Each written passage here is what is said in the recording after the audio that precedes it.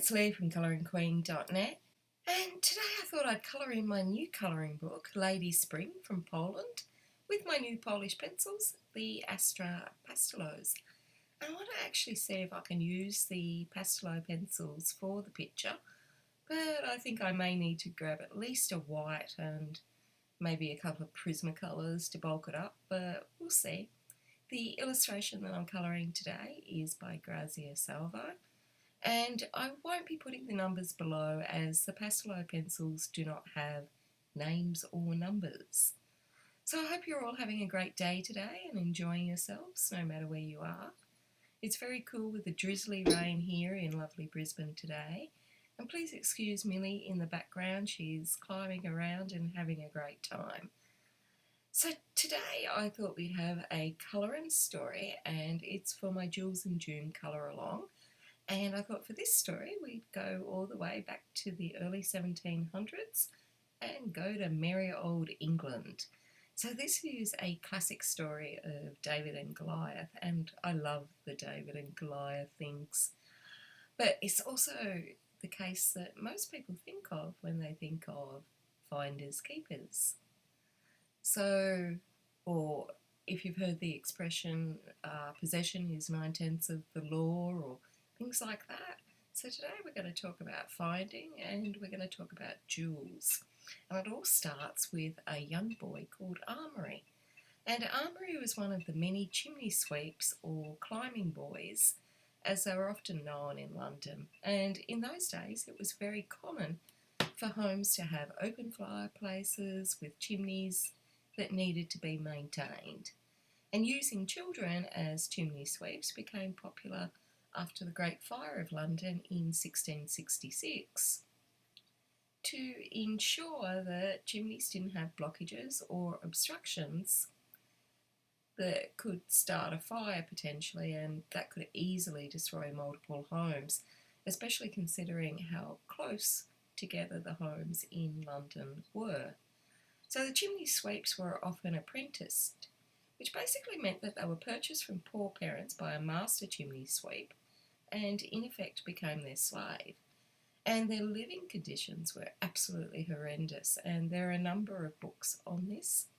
In one article I read, the ideal age for a chimney sweep was a 6-year-old child, but more often than not it was a little older, sometimes 10, and younger children were highly regarded because the small size meant they could easily fit into the chimney space. Their job was to clean the inside of the chimney and to remove the build-up of soot and any obstructions in the flue. I read somewhere that some masters would light a fire while the apprentice was inside to encourage them to move a bit faster. I hope that's not true. It was certainly a hard life, and it was also an incredibly dangerous job, as they had to enter the chimney often on a slant. In wide flues they would climb with their elbows and legs apart and their feet on the side of the flue and get into all sorts of positions just to do this job in this very confined space. Of course there were no workplace and health and safety regulations back then, so they were happy for young children to undergo the many risks of chimney sweeping, at least until the mid-1800s when their plight became a bit more well known and thankfully phased out. But it took some time. Most chimney sweeps only lived to middle age, which is incredibly sad because they got things called sooty cancer or scrotal cancer, basically from the chemicals in the soot and the way that they were positioned to clean the chimneys. Now, in 1722, Amory was one of these young chimneys, and he found a ring or a brooch. It really differs depending on the sources, and it's uncertain where he found it as well. Some reports claim it was found while he was working as a chimney sweep, and others just don't know. But all the details have been lost in time, as the records in the case law is not as well reported as it is nowadays. The other problem is that Amory was poor and his life wasn't well recorded in the pages of history. You can imagine, given the life that Amory has, how excited he would be by his find. Finding something so valuable like a jewel would be like winning the lottery today for a poor chimney sweep. So Armory took the jewellery to a silversmith to have it valued and presumably to sell it. And the silversmith's name was Paul Delamare. He was well renowned for his craftsmanship, and his work is still unbelievably valued. And according to legal historian Brian Simpson, Delamare was the most distinguished silversmith of the early 18th century, and his work now sells often for $1 million an item. So Delamare was born in 1688 in the Netherlands to French Huguenot parents, and they moved to England where he did his apprenticeship. And he did that with Peter Platell, a London goldsmith. And that apprenticeship lasted 7 years, and in 1711, when his apprenticeship ended, he started his own workshop. His career in his company, it didn't really go smoothly despite his continued success, and he is still considered to be a fantastic silversmith.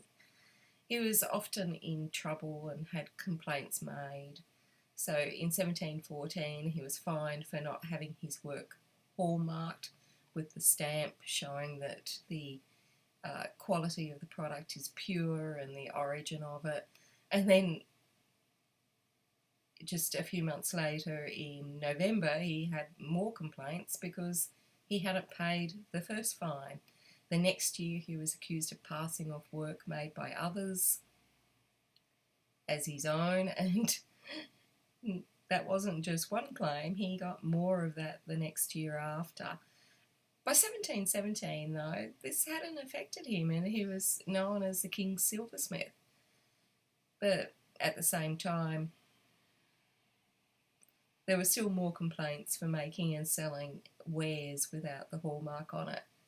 But in 1722, his notoriety moved from the craftsmanship world to the legal world, where he made legal history when he came up against a poor chimney sweep called Armory. So I can imagine young Armory going into the Delamare fancy shop and so excited with his find. And what he did was he handed the jewel to an apprentice, and the apprentice then removed the stones on the basis that he was weighing them. And the apprentice weighed them, and then Delamare, the master of the apprentice, told Armory that the stones were worth 3.5 pence, which is about $2 in today's money, and he offered Armory that for the stones. But Armory was a bit canny, and although that would have been a fortune for him, he refused the offer and he demanded the jewels back.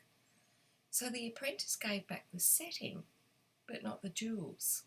So Armory just received either a ring setting or a brooch setting and not the actual stones.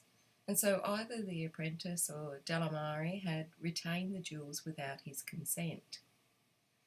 So Armory sued Delamare for trover, and trover's just a fancy pants way of saying that he sued for wrongfully taking the stones that had been removed. Armory claimed the stones belonged to him, but as we know, Armory found the stones. Delamare argued that Armory had merely found the stones and wasn't the true owner of them, so he, Delamare, couldn't be liable for taking them because it wasn't Armory's property.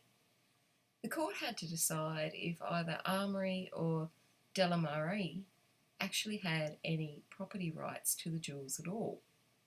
And the court found in favour of the little chimney sweep. Delamare wasn't happy, and he appealed to the King's Bench, where he lost again. And the court found that, first of all, whether it was Delamare's apprentice that took the stones or Delamare himself, Delamare was responsible for not only his own actions, but also those of his apprentice. And that's still the law usually today, that the employer is responsible for what the employee or apprentice does. And I say usually because there's always exceptions in law. Nothing is ever as easy as just that. So the court also said that the finding of the jewels doesn't give an absolute property or ownership to Armoury, but what it does do is prioritise who has the better rights of possession.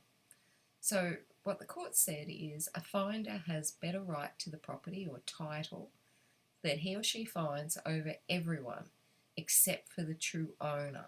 So Armoury had a better title to the jewel than Delamare and Delamare's apprentice, except to anyone but the true owner. And of course, as having such a better title, he was entitled to sue, and he was also entitled to the return of the stones.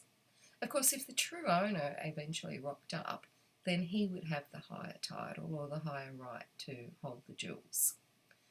So the Chief Justice directed the jury that unless Delamare could produce the jewel, and here's a bit of Old English for you, shew it not to be of the finest water, they should presume the strongest case against him and make the value of the best jewels the measure of their damages. I love that. The finest water. I really don't know what it means, but I assume it means the finest quality of the stones. So as Delamare wasn't able to produce the stones, Armoury was awarded the maximum value a jewel of that form could have. And that's under a legal principle that basically someone that does something wrong shouldn't be able to get a gain, or their right to actual damages or money shouldn't be affected by that. And this is now a law of its own. It's called Unjust Enrichment. So basically, you can't make a profit or a gain from something because it wouldn't be fair. So giving Armoury back any jewels wouldn't be fair because they might not be of the highest quality, and then Delamare might have made a gain even though he lost the case, if that makes sense. So now, no one knows how Armoury was able to launch this case because he was a chimney sweep. And presumably he was a child and therefore not have the legal capacity to sue in the first place. And what often happens there is that the parents do it as what's called next friend. But no one knows anything much about Armoury at all, including his age. The other thing is, how on earth did he pay the lawyer? And there's no information on this at all. And I can only presume that it was a case of someone acting pro bono for him. And often lawyers used to do this because they wanted to see themselves what the law is. And I talked about this before when I talked about the snail and the bottle story. And there is a load of these cases in legal history where lawyers actually run the cases just because they want to see what the law was. And back then it was really hard to get laws changed unless you had one of these cases. So I suspect it was a lawyer acting pro bono, but I'd really love to know. And so far, the legal history books are quiet on it, but I would like to know. I always like to know. So the other thing I'm confused about is why he sued for trover and not another area of law called detenue, where you get the actual thing back. But maybe that wasn't an area of law then, or maybe there was a chance that the stones had already been sold or converted to a piece of jewellery or chopped up into something else, and so then that wouldn't be practical. So this case is the leading case on finders keepers in Commonwealth countries, and you'll also see it cited in other countries as well. We all start with this little chimney sweep that no one ever really knew much about, and really no one knows anything about Armoury at all. But Delamare, of course, everyone knows about because he's had biographies written about him. As I said, his work is collectible and sold for millions of dollars. And in a biography by Phillips, it said that this case was just an incident that gave him a different sphere of fame. It put him into one of the leading cases of law, but his business and himself remained unaffected by his involvement in it.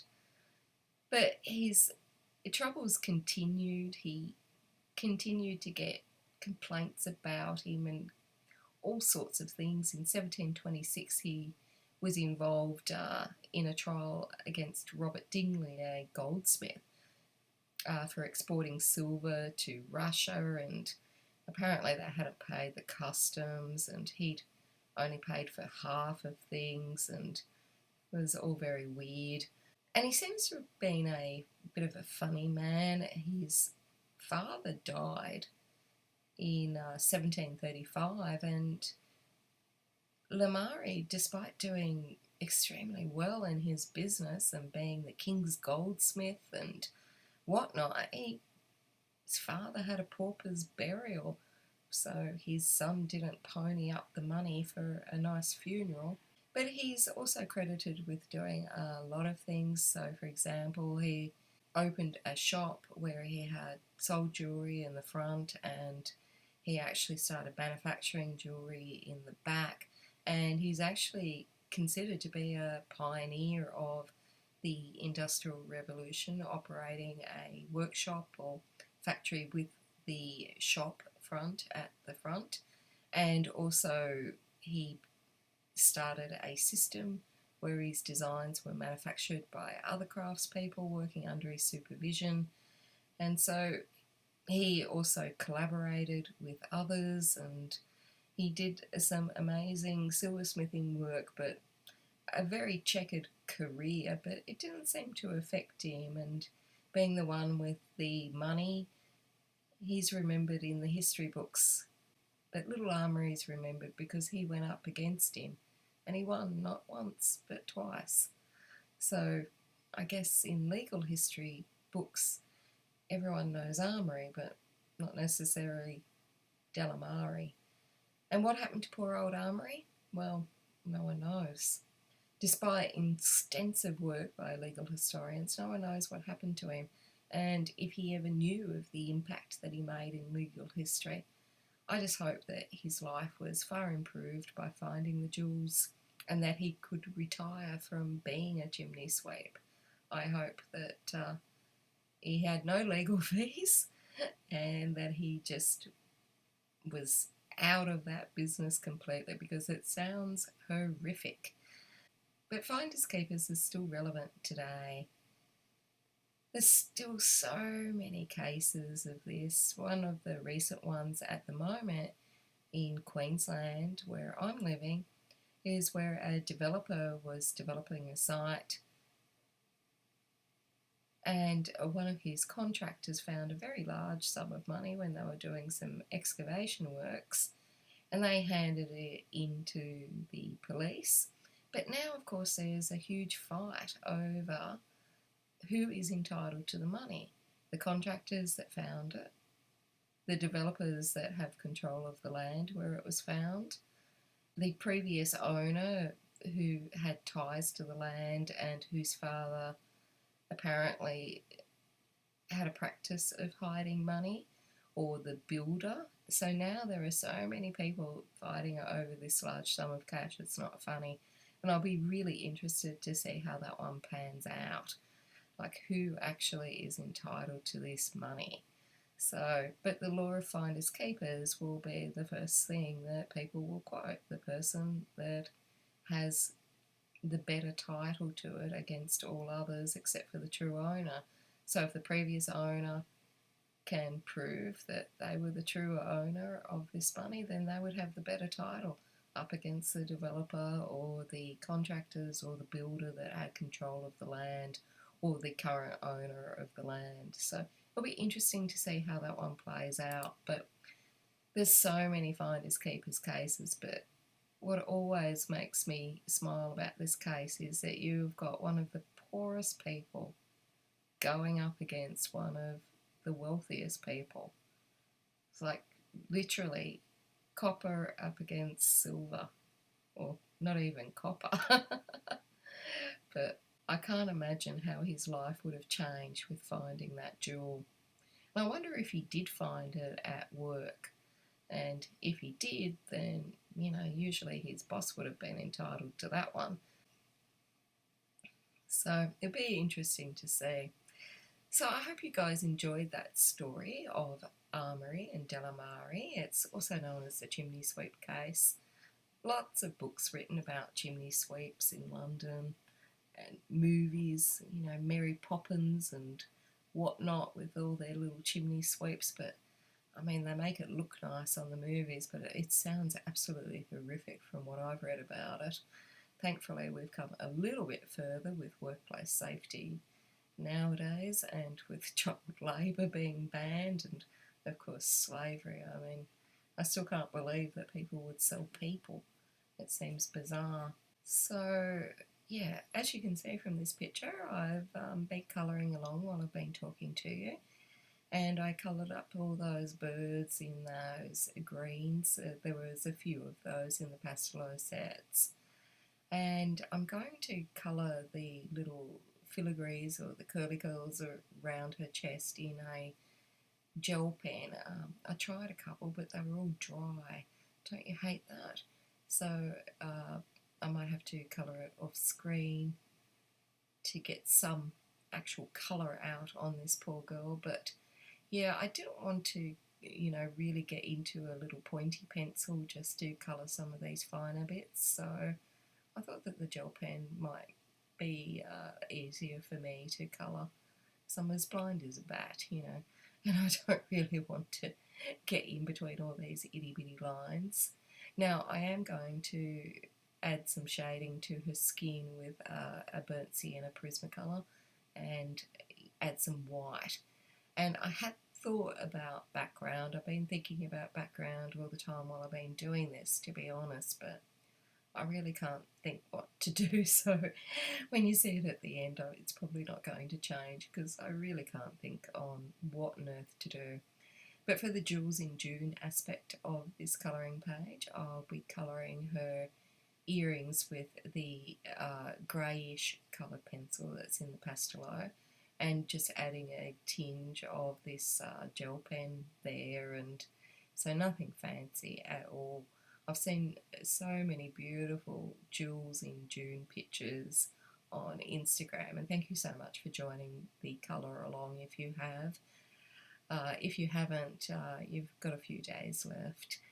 But people do so many beautiful and elaborate and detailed jewels, and all I can manage is just to whack a bit of colour on these earrings. But I've loved colouring in this Wild Spring colouring book, and what really impresses me with those Pastelowe pencils is the amount of colours that there are for the light skin tone. I just wish there was a darker colour, but saying that, they wouldn't be a set of pastels then, would they? So, I hope one day that they make a few more pencils in that range, because they really are lovely pencils, and if you're in Europe, they're a really lovely price. In Australia, you've got to contend with getting it from overseas to Australia, and especially in the current conditions with planes not travelling as much and postage, etc., it can be really expensive and cost more in postage than what the actual pencils cost, which is a shame. But if you're in Europe and whatnot, then it's so much better for postage. Now you can also buy those pencils as a 48 set, so not 50, and they're the duo pencils where they've got half a pencil each side. Now, I'm not a fan of duo pencils. If I like a pencil, I like to have the full thing and not be flicking it upside down all the time to colour up the other end. But, some people like them, and if you want to try them out, there's those as well to consider, and of course they're a bit cheaper as well. But I like the full set. I'm greedy like that. So, now before I go, the other thing I wanted to say is thank you so much for everyone that's reached out to me while I've been sick, to check in on me and see if I'm okay. I've had this really nasty infection, quite severe, for the last 2 weeks, and You know, I finally started to turn a corner with it. It has been really horrible, and 2 weeks of hell basically, and 100 antibiotics, and lots of little meltdowns at the doctor's. And unfortunately, I picked up every side effect going, so it's been not fun at all. But you know, hopefully, as I said, that's, you know, I've turned a corner now, and hopefully I'll get better and we could put that all behind us. And I hope next week I am back to 100%. But thank you very much for everyone that's reached out to see how I'm feeling. I really, really appreciate it. You know that. And that's it from me. Until next time, stay safe and happy colouring.